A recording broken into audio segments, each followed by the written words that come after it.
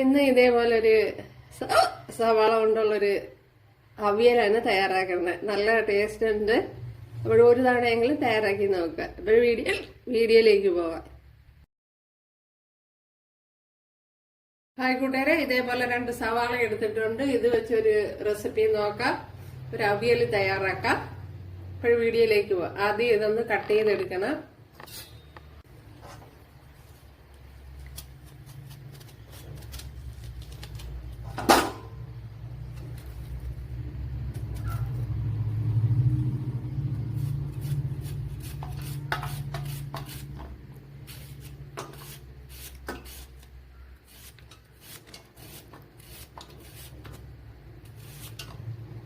ഇതുപോലെ എല്ലാം ഒന്ന് അരിഞ്ഞെടുക്കാം.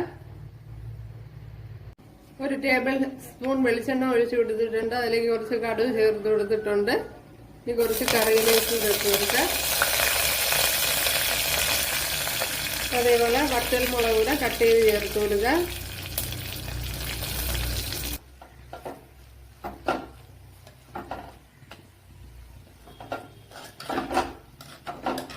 നല്ലതുപോലെ ഇളക്കി യോജിപ്പിച്ച് കൊടുക്കണം.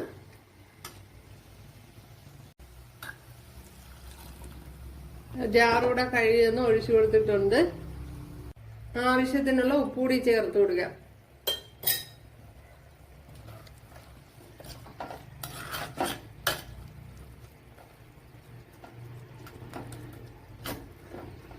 ഇനി മസാലയുടെ ഒക്കെ പച്ചക്കുത്തൊന്ന് മാറണമല്ലോ, അതിനു വേണ്ടി ഒന്ന് അടച്ചു കൊടുക്കുക. ഇത്രയും പുളി എടുത്തിട്ടുണ്ട്. ഇതിലേക്ക് ചേർത്ത് കൊടുക്കുക. അപ്പോൾ സവാളയൊക്കെ നല്ലതുപോലെ വെന്തതിന് ശേഷം വേണം ചേർത്ത് കൊടുക്കാൻ.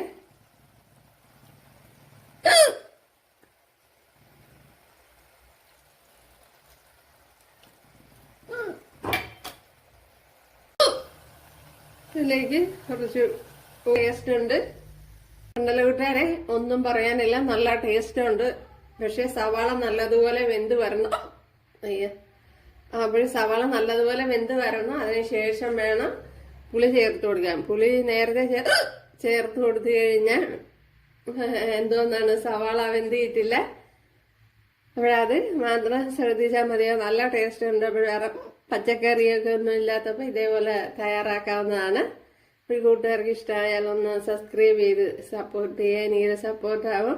അപ്പോൾ അടുത്തൊരു വീഡിയോ ആയിട്ട് കാണാമെന്ന് പറഞ്ഞുകൊണ്ട് എല്ലാവർക്കും താങ്ക്സ്. ഒരു കൂട്ടുകാർക്ക് ഇഷ്ടമായാൽ ഒന്ന് സബ്സ്ക്രൈബ് ചെയ്ത്